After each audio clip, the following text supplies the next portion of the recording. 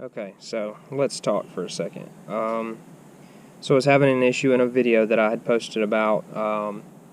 There was an issue with the quad was losing power and rebooting mid-flight. I never figured out what was causing the issue.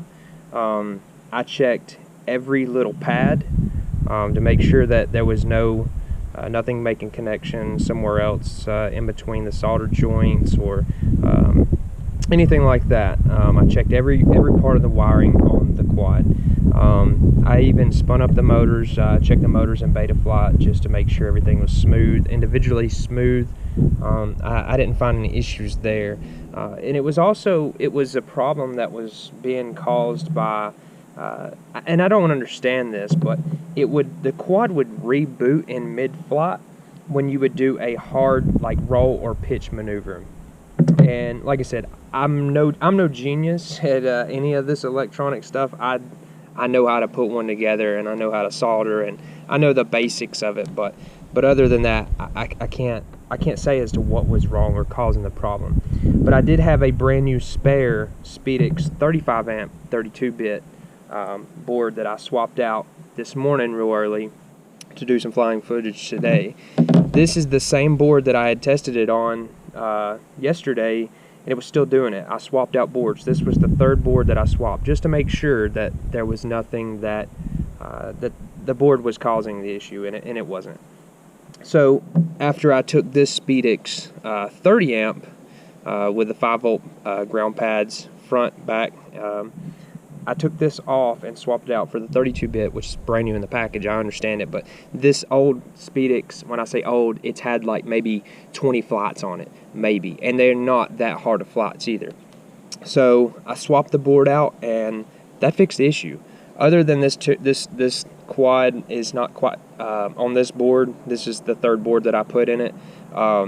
It needs to be tuned, and that's going to take me some time to get it tuned properly to my liking. But anyways, so today I got the thing put back together and got it.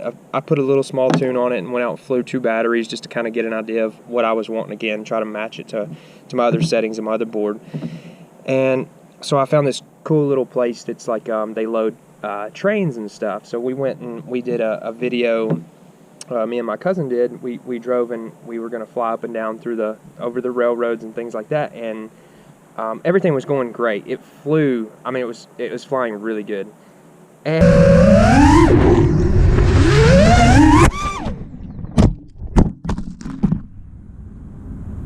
I misjudged and miscalculated.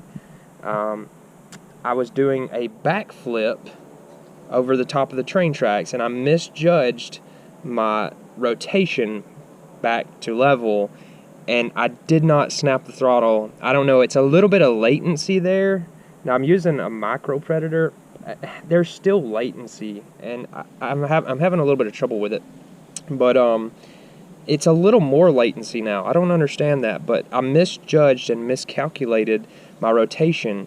So as I was going backwards upside down over the railroad, as I came back around to about this point, the GoPro caught either the train. I haven't looked at the footage yet. I'll post the video. It'll be pretty badass. But it hits the TPU mount and breaks it through the TPU mount right here on that bolt in the center, which that can be fixed with a washer. And the battery goes flying off. And look at these standoffs. I mean, the standoffs literally pulled from the screw and the lock washer. That's incredible. The back one came out. This one is bent. You can see. Let me see if I can figure out how to say that. But it's bent.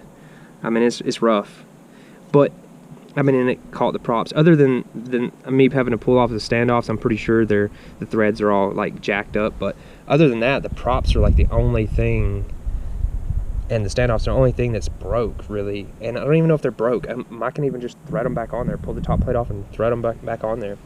But so I'm amazed that it took a hit that hard on concrete, or not concrete, but like rocks on a railroad, and this frame is still solid. Like, I would recommend this as a freestyle frame, and this is the only freestyle frame I've ever owned, and I would recommend it to anybody just because I mean, the flow ride, anything Hyperlight is legit. I mean, it's awesome, but this is a good frame. So I mean, that's about it. Spedix, I don't understand. There's something going on in this board.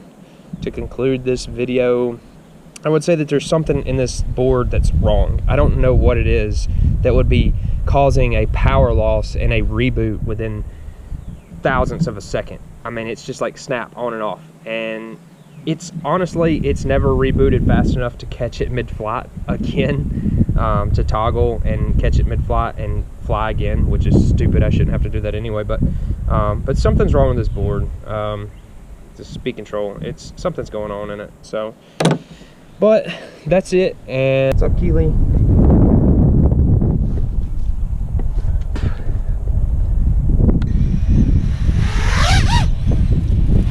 You're crazy, Keely.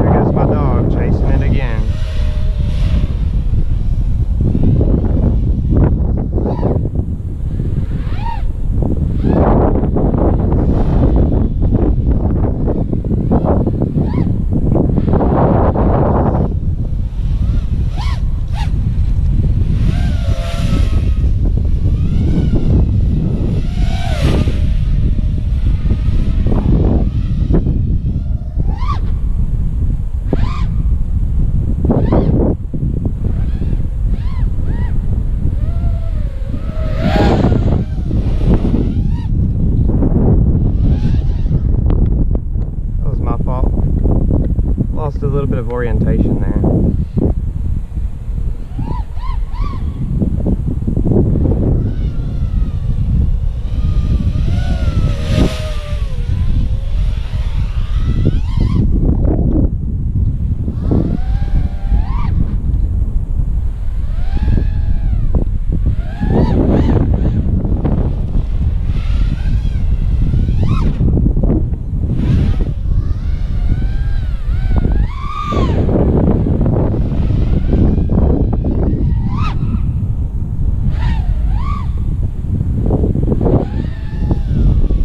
So far, so good.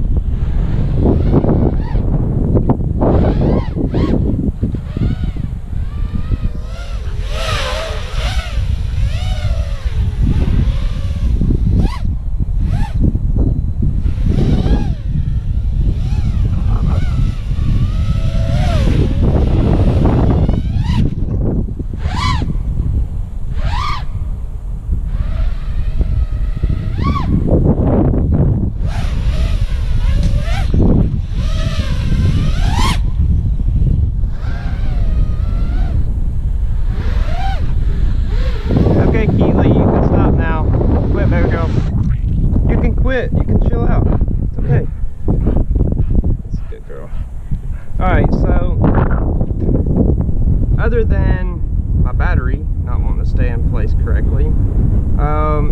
It doesn't do that thing. I flew this battery way too long, to be honest with you. I overflew it. I flew it for about 6 minutes.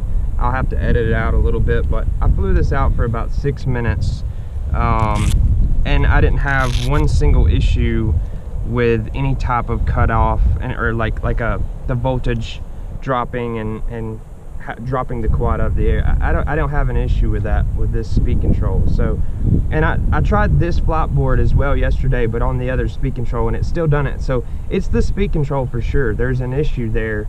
I don't know what it is, but there's definitely an issue in that other 30 amp speed control. So, but it's not the motors, so that's a good thing, because I don't want to have to buy another set of these motors, because I really like these F40s. So, but I guess we'll put the GoPro back in here and maybe do some more videos pretty soon. I got a cool spot picked out that I'd like to do a video here in Coleman area.